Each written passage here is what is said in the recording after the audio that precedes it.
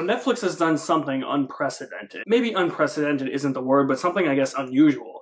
And that is they released a film trilogy within 3 weeks. One part was released 1 week, second part was released the next week, the third part was released today on Friday. So within 3 weeks, 3 movies of a trilogy came out. As far as we know, the quickest a trilogy has ever come out is probably Lord of the Rings, back to back to back years. This was back to back to back weeks.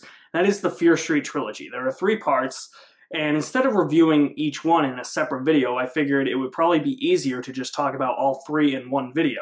So I'm going to be reviewing all 3 of them and talk about the trilogy as a whole. The first one is Fear Street Part 1, 1994. This movie got off to a bit of a rocky start for me. I thought that there were some really cheap jump scares. The characters make stupid decisions. It's not just in the beginning, but throughout the entire movie. And the lead actress gave an atrocious performance. But once you get past the first 15 to 20 minutes, this becomes a very fun slasher flick and a very interesting first part to this trilogy. You're learning about the lore, this curse that has plagued this town for centuries now. Part 1 really felt like it was a trip down nostalgia lane and a throwback to classic 90s slasher films.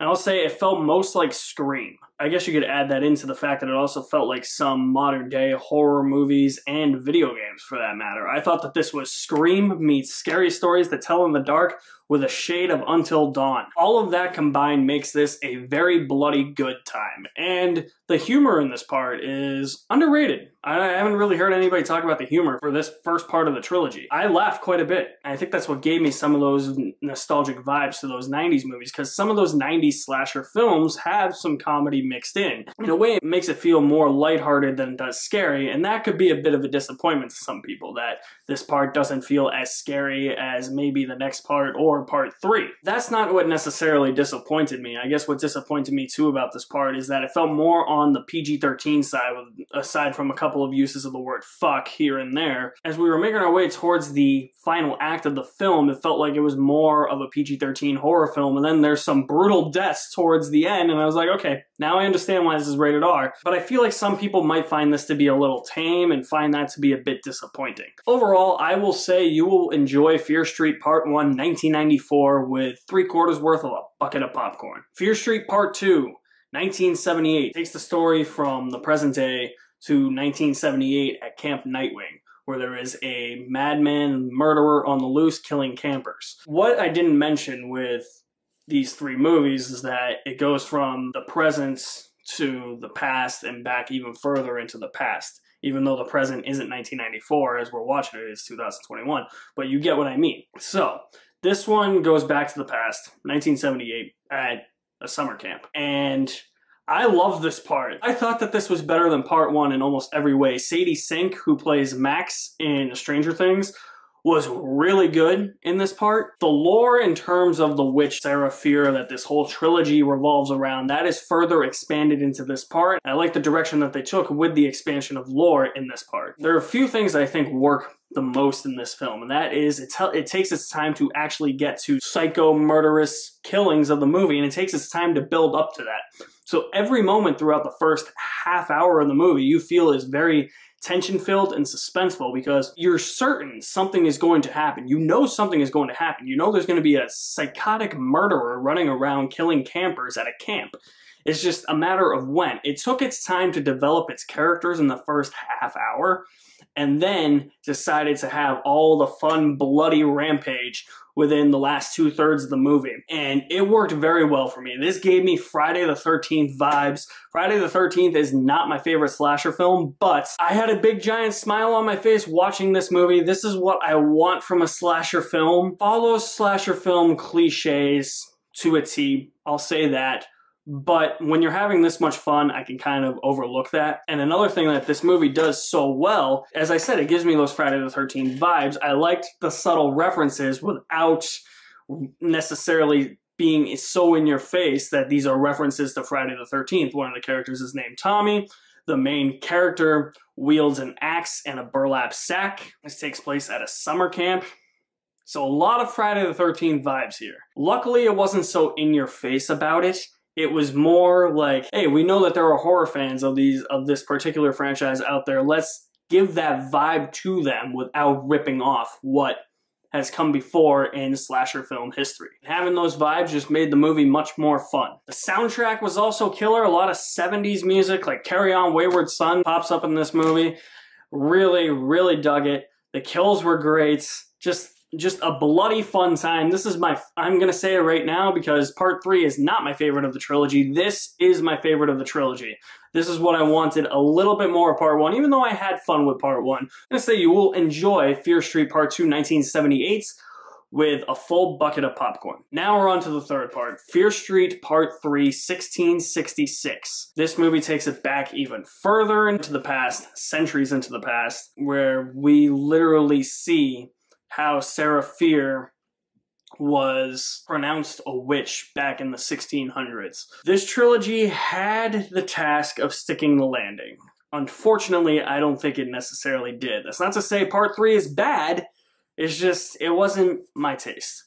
Mostly what this movie was telling me was that they're witches because the devil made them do it. Which, if The Conjuring told us anything, the devil made them do it. I don't know, sometimes with these settings, like back in like the 1600s, I get bored easily. Like this movie, compared to the other two, just felt so different.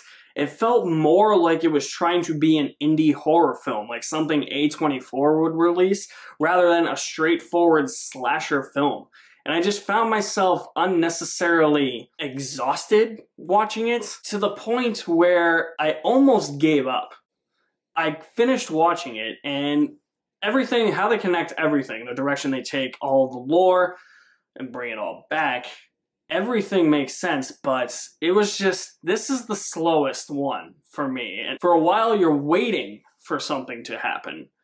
And there is stuff that happens, it just doesn't necessarily feel like it because the first two were so frenetic in their pacing. And this one takes a more slow burn approach. The vibes I was getting from this one was Robert Eggers' The Witch or Ari Aster's Midsummer. It tried to build atmosphere and tension in the fact that what you didn't see was what was scary, but that didn't work for me in this movie. Especially with how the other two played out. I would have expected this one to be very similar.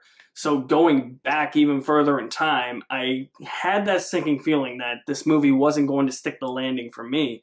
And it was mostly because of how far back in time they take it. Once I heard that they were going to 1666, that was an immediate red flag for me. And I was hoping that they could pull it off. For me, they didn't necessarily do it. Everything coming back around makes perfect sense. All the lore, how they get rid of this curse. I thought it made perfect sense. It was just, this movie as a whole just felt a bit hollow for me, and I couldn't find myself getting as invested into it. And I think it's because of the setting. And for some reason, I was just thinking the whole time about the really terrible Lana Lang plotline on Smallville, where Lana Lang is the descendant of a 16th century witch, and Kristen Kruk plays Lana Lang. And not only does she play Lana Lang, but she plays this 16th century witch, since we have the characters from 1994 in this movie playing characters from 1666. So I was also getting those vibes, and that was a bit distracting. I will say you will enjoy Fear Street Part 3, 1666 with half a bucket of popcorn. Very unique trilogy. I like how they took it to different eras in time. But I don't necessarily think taking it to 1666 was the smartest move. I understand that these are based on books by R.L. Stine, who wrote the Goosebumps books, and he wrote these geared more towards adults. And I have heard that they are faithful to the source material. So I think they should have switched it up a little bit. Maybe there was another book in that series that took place in like 1940 or 50 something, I think. Because you go from 94 to 78, which honestly isn't that huge of a gap. I mean, 16 years, but then you take it back centuries. And that setting just, I think it was just the setting for me. It felt more like an artsy horror film compared to the first two, which were slasher films. So didn't necessarily stick the landing, but this was a unique viewing experience. I really enjoyed how Netflix rolled these out within 3 weeks. I'm curious to know if they're going to do that again with another film trilogy. These were filmed back to back to back. I'm curious to see if more studios are going to do this in the future. or if it's just going to be relegated to streaming services doing this. I think streaming services have the benefit of doing this. I don't think major studios do at the current moment, but we'll see how it all shakes out. Wish it ended a bit stronger, but not a single bad film in the trilogy. Just the third one, just more mixed on. So what did you guys think of the Fear Street trilogy? Drop me some feedback in the comment section below. I will leave my link to my website in the description below as well. You guys are the best. Thank you for watching. My name is Alex Madden, and I'll see you at the movies somewhere.